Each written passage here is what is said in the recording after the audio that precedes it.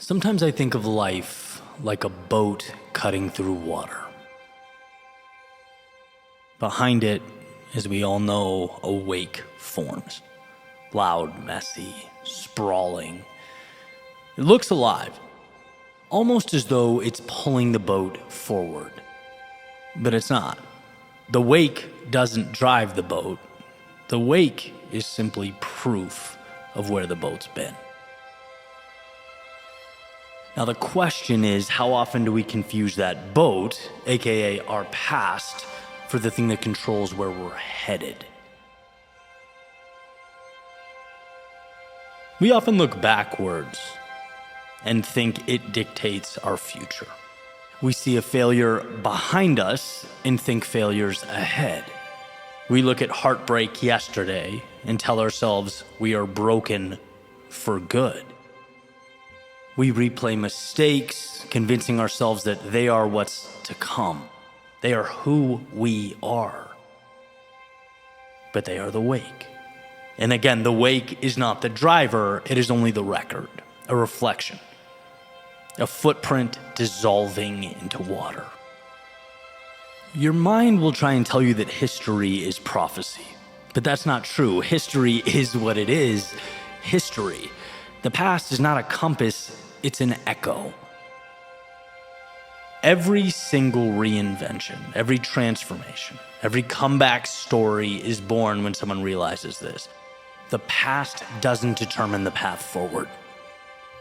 That boat is moved by the motor, by the present moment, the person holding the wheel, making decisions right now. What matters is the courage to put your hands on the wheel now and say, this is the path I'm taking. This is the direction I'm headed. Yes, the wake will always exist. People will remind you of it. They'll point to it, reference it.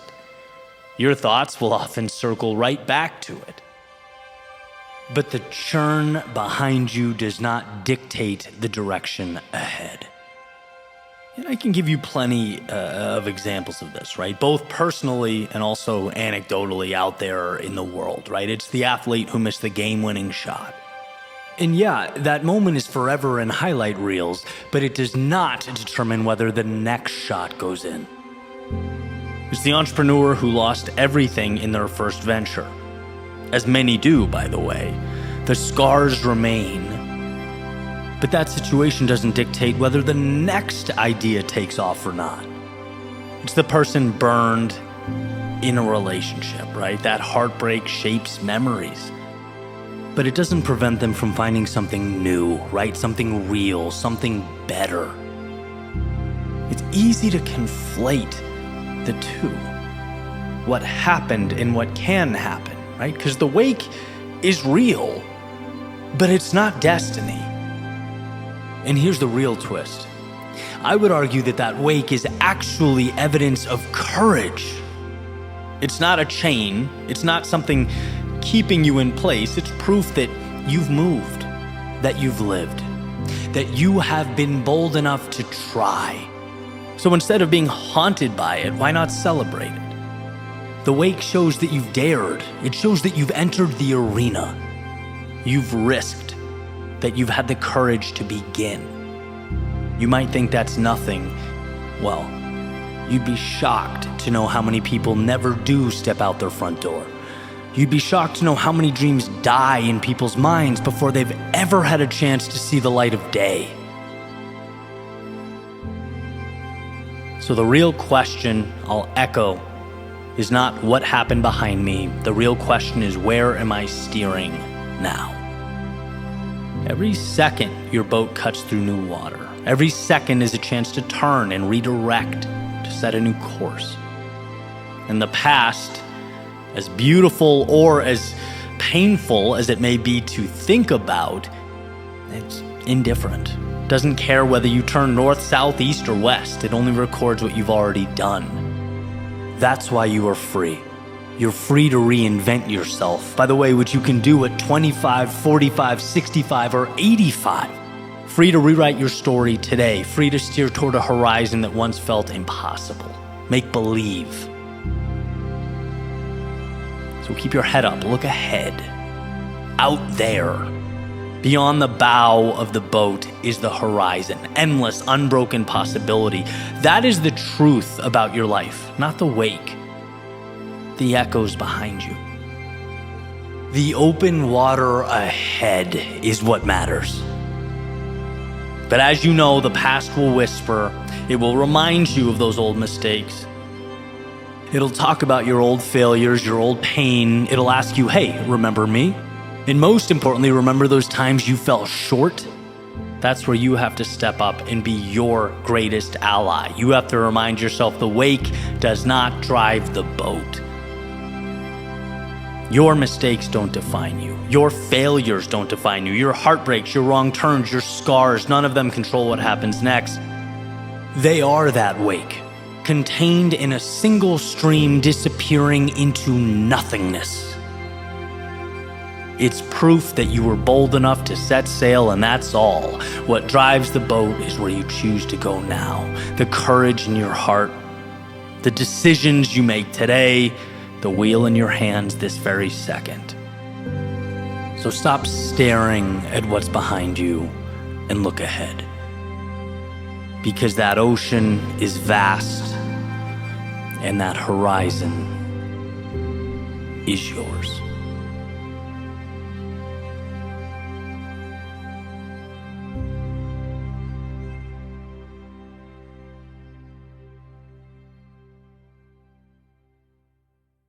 Life is about duality. It's about being grateful for the road behind you, but also excited and hungry for what's ahead. That balance is where growth lives. It's why we created AGNS, always grateful, never satisfied. More than just an apparel company, it's a reminder that there's always another hill to climb. And if you go to agns.lifestyle and you sign up for the email list, you'll get daily inspiration right to your inbox, latest updates on all the new merch drops, as well as a 20% off discount code. Hope to see you there. It's better to believe. Because where there's belief, there is a seed of possibility.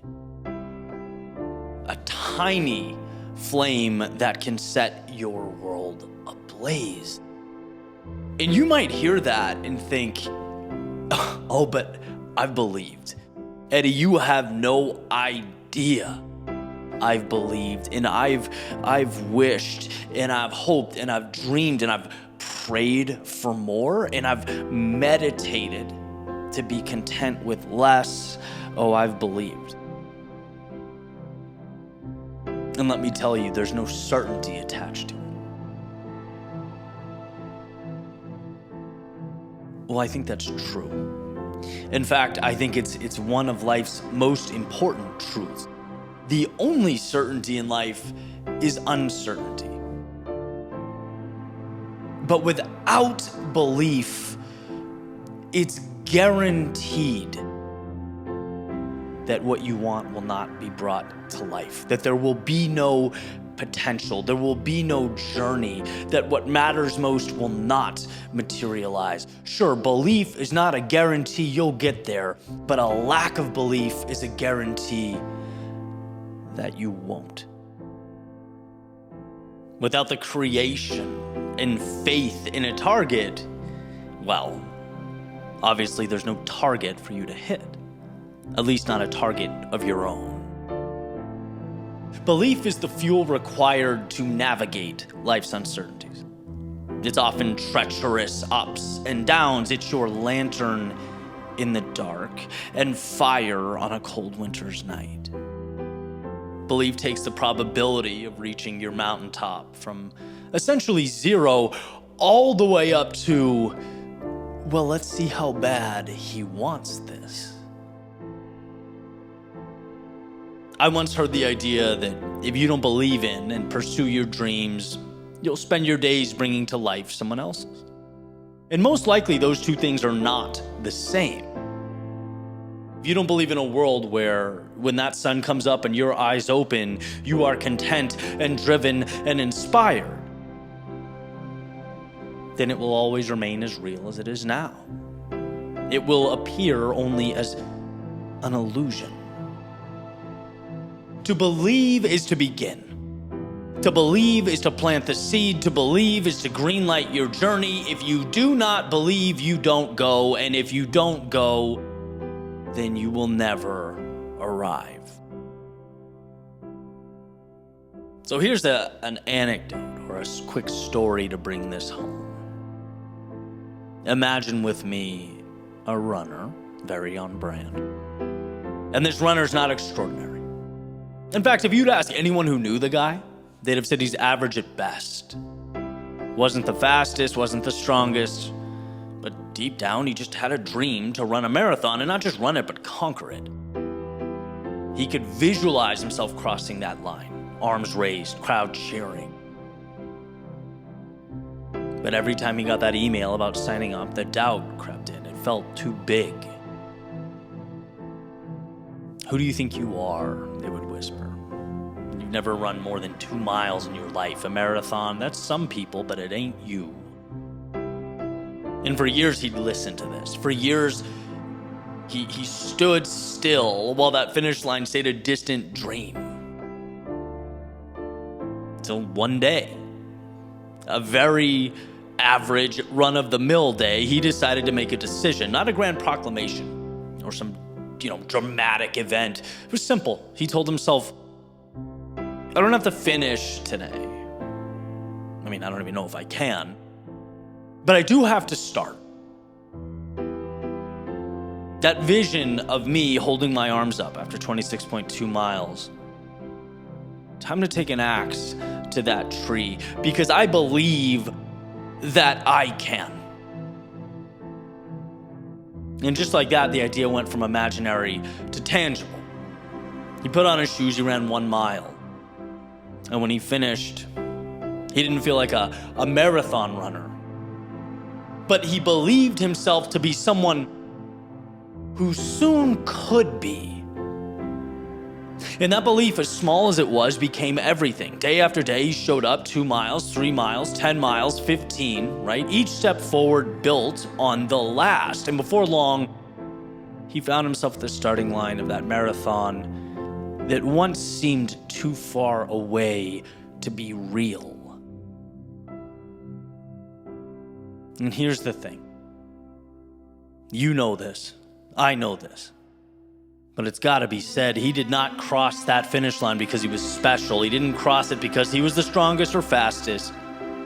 He crossed it because one day he decided simply to believe. And that belief was the ticket. It was the beginning. It was the green light. It was the quiet, powerful permission to start, even though he was scared and uncertain, completely unsure of what the road would bring. One of my guiding mantras has been confidence is earned. It's the reminder that you don't necessarily have to know what the future looks like or what the next day or week or month looks like. But you have to have the confidence in yourself to be able to navigate as it comes. It's the silent power that turns I can't into, well, maybe I can. And maybe I can becomes the crack in the door that lets you kick it open. It's a process where every victory, every transformation, every mountaintop begins. So all I ask of you is this. Will you give yourself that permission? Who cares about tomorrow? Because who knows about tomorrow? But right now, in this moment, will you believe enough to start? Will you give your future self that gift? Because the finish line is out there. It's waiting, and the only thing standing between you and that moment is your belief that you deserve to begin.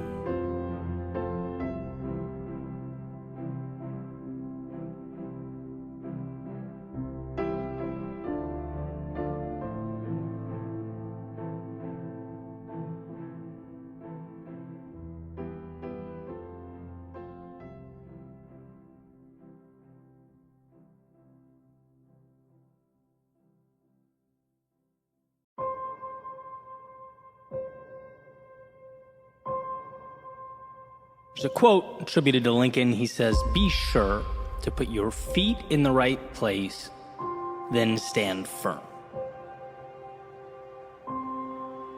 The other day I was listening to Dan Carlin's podcast called Hardcore History, which, side note, is an incredible podcast. Guy's a brilliant storyteller. And as I was listening, there's a specific idea that I wanted to dive into, an idea that I believe if we make an effort to understand and fully commit to, is capable of changing our lives.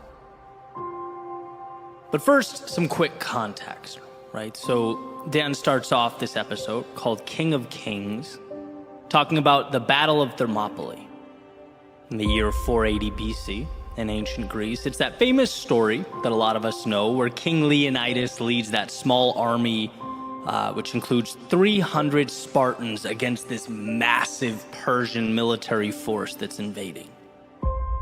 And the quick version is essentially Xerxes, who's the king of the Persian Empire and in charge of that massive army, tells the much smaller Spartan force that if they lay down their weapons, if they submit to him and let the Persians pass, no harm will be inflicted upon them. They'll be free to go about their lives. And here's the famous line. In response to the Persian command to lay down their weapons, the Spartans respond, "Malan labe," which means, "Come and take them." It's the Spartans' way of saying, look, the only way we're laying these weapons down is if you rip them from our cold, dead hands. Right? With everything on the line, the odds stacked against them, the ground beneath them basically shaking from the march of a far superior fighting force moving directly towards their location, they would not let go of their principles. They were fighting for something bigger than them.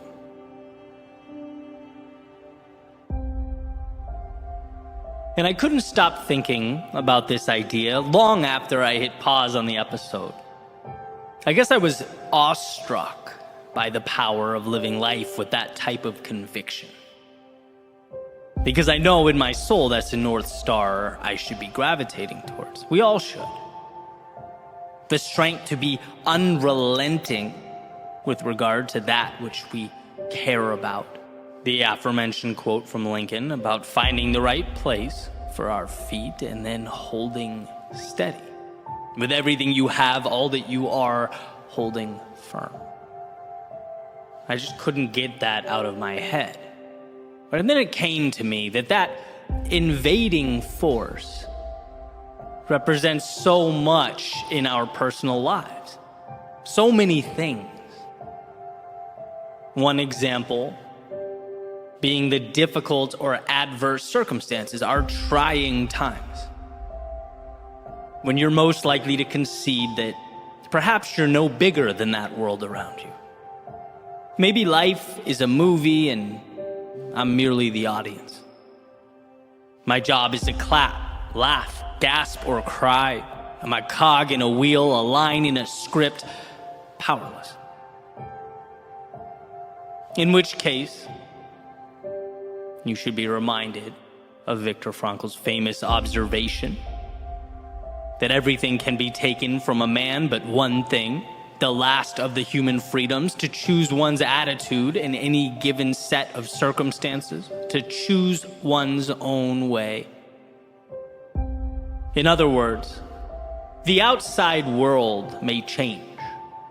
It may evolve, but it will never have power over how you choose to internalize and view what's happening.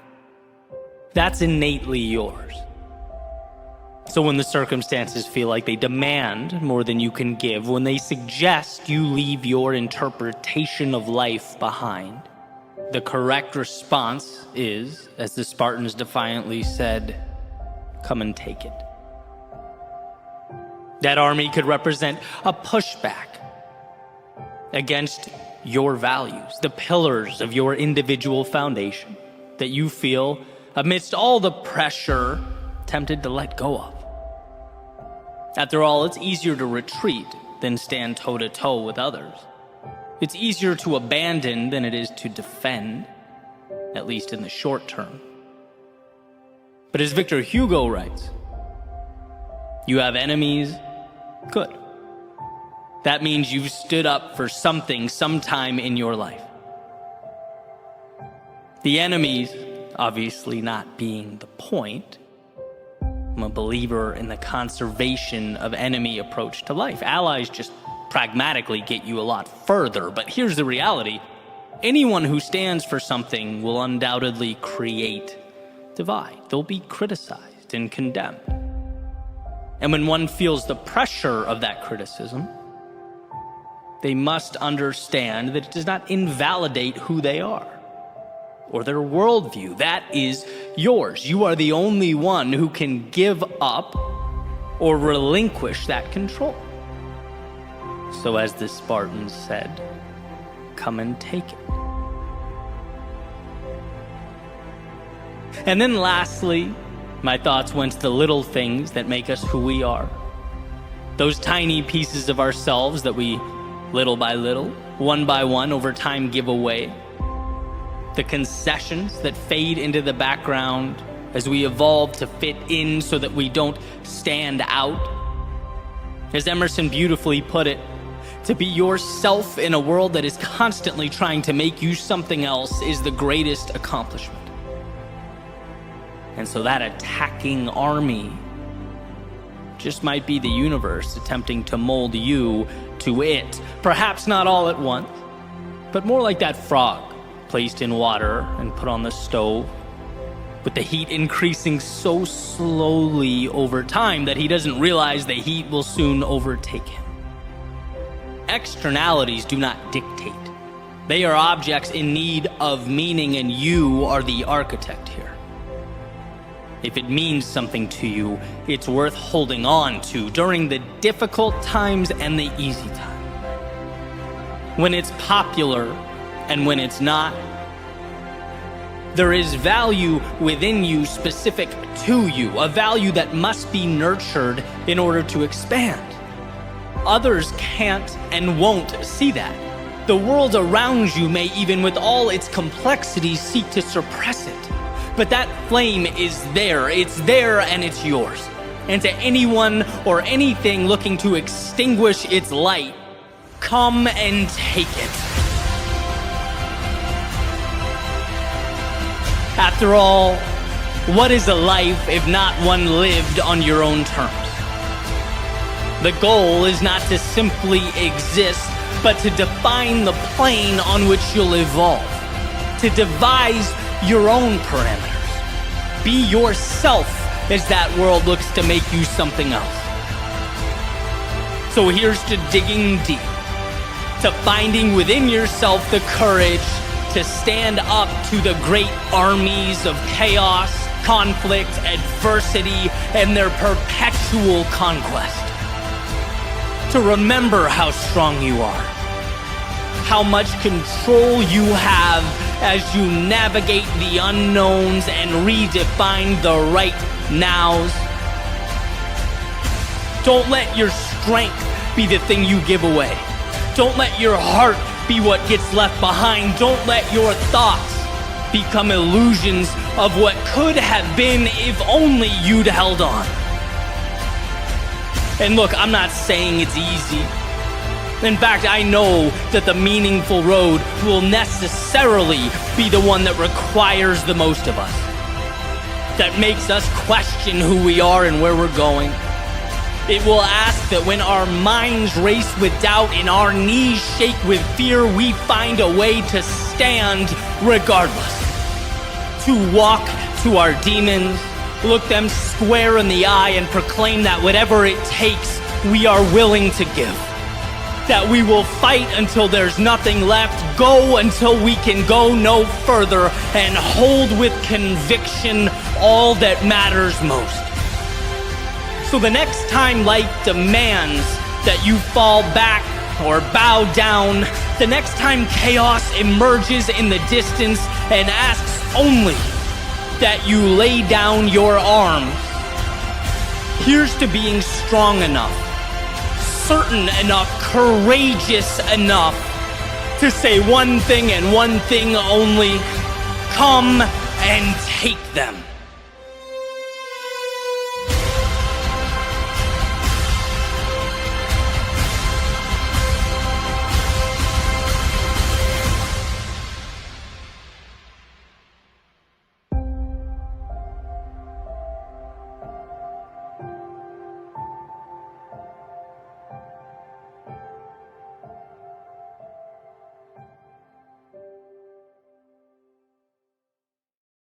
So I wake up, my feet hit the ground, I get out of bed, walk into the bathroom, turn on the sink. I look up, stare at the reflection in the mirror. It's time to rise, the voice says. I stop, I think about it for a second. The reflection continues to speak, so I listen. It says, Eddie, life has placed some obstacles before you, some valleys. Some of it was your doing, some of it's just life, but all of it is yours now. We get in life what we allow. And pain, the internal turmoil, that's a sign that you may just be letting the wrong things live alongside you. The wrong thoughts, actions, ideas, stories, people, and places. That reflection, he continued to share. So I listened. Eddie, here are some reminders. Take note. 1. Time is the most valuable currency you have, period, bar none. Be more methodical about how you use it. Right? This is not new, but rather a recalibration. That little thing in your pocket, that phone, that portal, yes, the same one you use to share, conduct business, get your thoughts out into the world, the same one that's changed your life, it's also crushing you. If you don't reel in your time on that little device, the consumption, the mindless scrolling, the time that you do have, you'll be fighting for mere adequacy. Shut it off. Go reread Cal Newport's deep work. Reread Relentless by Tim Grover. Remind yourself what greatness truly requires: the concentration, the focus, the effort. Go. Remind yourself. Number 2, there are seasons of life. There are times to sprint and there are times to pace yourself. Times to explore and times to plant a stake in the ground. Times to tear down and times to build up. Don't define yourself by the season you are in. You just walked away from a lot. You, in many ways, are restarting. You, as the saying goes, step back to leap forward, and now you're here. So remember, you are not the struggles of the past month or 2 months. You are where you go from here. You are your very next step. You are all of the opportunity before you. Number 3, ambitious people tend to look forward. Often, they live in that gap between where they are and where they want to be. Sometimes they only see the road ahead, and this can be good because it's a motivator, contributes to one's growth and mastery of a craft. That competition in the soul, that mastery of self that pushes one forward. But it can, if left unchecked, be just as dangerous as it is valuable. Look over your shoulder. Remind yourself how far you've come. Compare yourself to that. Compare yourself to 8 years ago and how bad you wanted to be where you are now. See what happens when that's the focal point. Number 4, when you're frustrated about an outcome or how far you have to go, remember, you're never as far away as you think. It's about reworking the minor details. No wheels need to be reinvented here. Breathe. Collect yourself. Ask yourself which dots need to be connecting. Because you're closer than you think to recapturing momentum. You're always an arm's reach away from that light switch that will illuminate the path you need. Just reach out and find it. Number 5, simplicity. Simplicity, simplicity, simplicity. Stop making the simple things complex. You'll find yourself pulling your hair out about problems that are tangential at best to what really matters. The right things are simple. A happy, healthy, effective life is minimalist. Protect it. Preserve it. Keep the complexity out. Remove the clutter in your environment.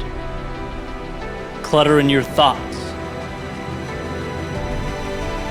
Revert back to what's simple, because there, everything of value will emerge. And number 6, it can be right, but wrong for you. That means, in your case, it's wrong in totality. Look, there will always be available off-ramps. There will always be he did this and it worked, she did that and it worked. Stay true to you, in your world, your North Star. Even the people trying to help you, right? They can only advise on what they know, their experience. Their experience is not yours. This is the evolution of insanity.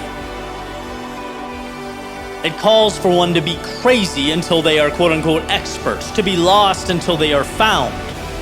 And if you avoid pointing to other people for the answers and find the courage to carve out your own path, eventually people will point to you for the answers. And number 7, as a friend of mine once said, walk into every room like God sent you. You are there for a reason. You have something to offer, something to give, something precious. The world won't know that until you know that, until you live and breathe that, until you operate with conviction. Give yourself the respect you hope to be granted by other people. The reflection pauses one more time, looks at me through the mirror and says, it's time to rise. Life has given you some obstacles. It's placed some valleys before you.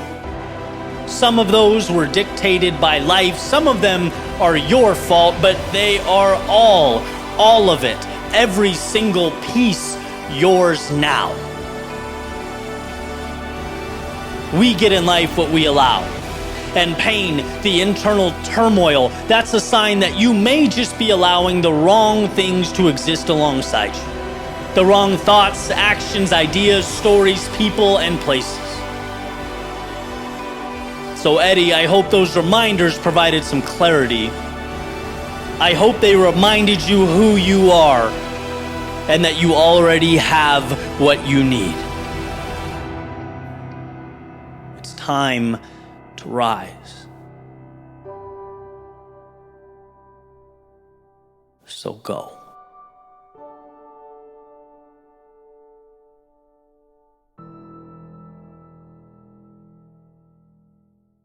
Behind our house, there were rolling hills, as far as the eye could see.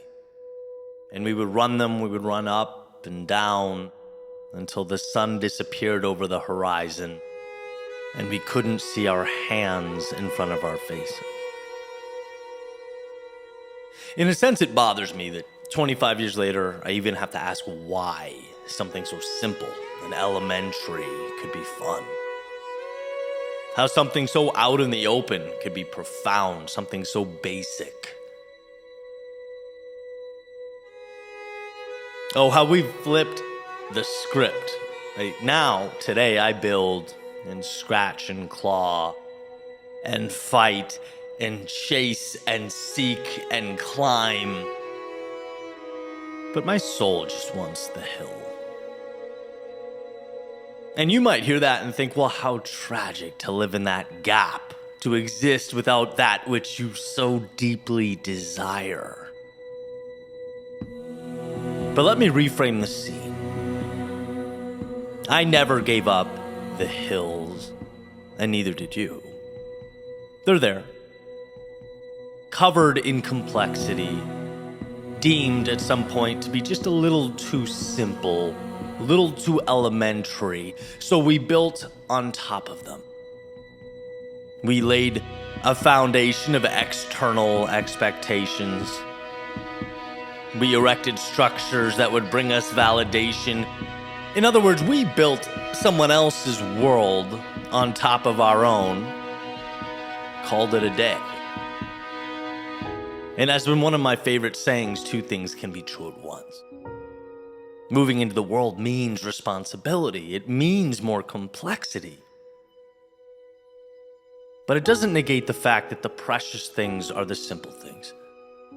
And while we often spend our days fixated on distant horizons looking for those things, I continuously find that they're often under our very feet. The ground we walk on. It might be more conventional to look back on those moments as, childish, as kids doing what kids do, but I see it as more. In fact, I see it as the essence of life, the reason we're here. It need not be abandoned. And when you close your eyes, I wonder what that looks like for you now. The air cycling through your lungs, a smile on your face, your hair blown back by the wind. What is that moment? See, because when that's yours, you ignite. And if you think that's selfish, I have news for you. You pass that light right on to those around you. It comes through in the world you build and the structures you make. When you find those hills again, you give meaning to the meaningless. It's paint on the canvas. It's a melody to the song. And to say, oh, I don't have time for that. It's like saying, I'll breathe later while your head is being held underwater. No, it is the oxygen you need. We get one chance to do this, one ride here. And your gift need be presented to the world. Your heart should race just like it did when the setting sun was calling you in. And nothing else mattered in the world.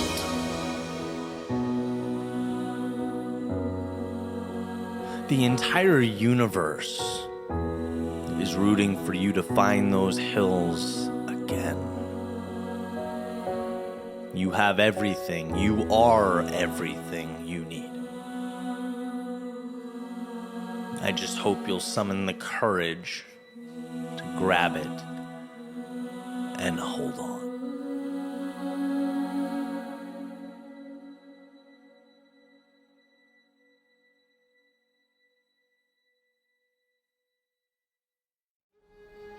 Sometimes moving forward takes courage. Like, a lot of courage. Like, more courage than you even think exists within you. But here's the deal. Courage you have, and you have it in spades. I was recently, after a long networking event, having dinner with my friends Solara and Eli. And both incredibly kind, generous, successful people. And we're kind of catching up as we're eating. And suddenly from across the table, Eli says, Eddie, I feel called to share this story with you. And, obviously I said, please, I'm all ears. And his story started well before he was a mover and shaker in the real estate world, well before he was as confident and polished as he is now. And he talks about his mid-20s being homeless, right? Living in a hammock behind the local convenience store, scraping together quarters for food. You know, and how some days it was incredibly difficult on his pride. You know, being handed change by passersby. Some of them he knew, you know, were struggling just like he was. And one day, Eli decided, you know, I don't want to do it anymore. The pain was too much and hope felt like a mirage. And so that night he planned to take his life. And he said he probably would have had it not been for a call with his sister, who convinced him on the phone to see just one more sunrise. One more sunrise. So he does. The next morning, he wakes up. He's walking through a parking lot. Someone walking by said to a friend, you know, I love my life. And he said he remembers hearing that and, you know, kind of scoffing and in a mocking manner repeating it back. You know, yeah, I love my life. But as he did, he noticed something. As he repeated those words, he felt good. For the first time in a long time. Even if it was only for a few seconds. You know, but sometimes a few seconds is enough, and this time a few seconds was enough. Enough for him to say, you know, one more day. We'll give this one more day, maybe tomorrow.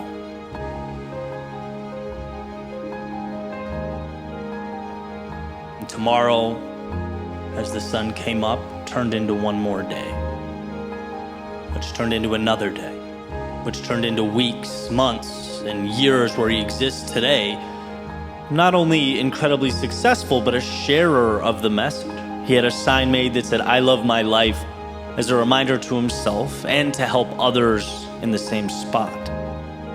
I love my life, he said again at the table, looking up, you know, with tears in his eyes and a smile on his face. See, when you're in those moments, and trust me, I know how dark they can be, it feels like life is asking you to do more than you can, to pull a rabbit out of a hat or create some unheard of larger-than-life solution. But the truth is, in those moments, you simply need to find the courage to continue forward. Into the chaos, one more time. One more day, one more sunrise. Not for what you might find, but for what you might remember. What you already know. That life is beautiful. That sure, sometimes the skies are painted gray and the horizon's just not visible from your vantage point. But that isn't an indicator that reality is void of meaning. It doesn't suggest there aren't better days ahead. No, it means you have to put your head down and keep walking. Right into the storm. Right through the chaos. Blazing your own trail through the abyss. Like you own it. Right? And you won't know why. It'll feel stupid. At times, yeah, you'll feel alone and helpless. Life will feel desolate. But here's the thing. You can. You are equipped with the courage to count those sunrises. You're armed with the strength to simply walk into the night. Because here's what will happen. There's going to be a point where the rain stops and the sky's clear, where everything opens up. The path will make sense and you'll trust more than ever to walk it. You'll have earned that confidence. You'll have seen firsthand that you are capable of moving mountains. Not by performing miracles, but by placing one foot in front of the other. Sometimes it's that simple. Not easy, but simple. I love my life. Say it. Even when you've forgotten, even when you can't remember why. I love my life. Say it when hope is lost, when the path is unclear, when you look around and wonder if there's anything even worth pursuing. Say it. Because it will take your hand and lead you forward. That's your Super Bowl. Not a miracle, but that step forward. One more sunrise. And if you can do it now, when the walls feel like they're caving in, when the sky feels like it's crashing down, if you find the courage in this moment, you'll begin that journey into the depths of your soul. The ride to what's ahead. The better days assembled just beyond the confines of the present moment. Often courage is required of us when it's most difficult to reach in and find it. But it's there. So take it. Allow yourself to be that person you were meant to be. I love my life.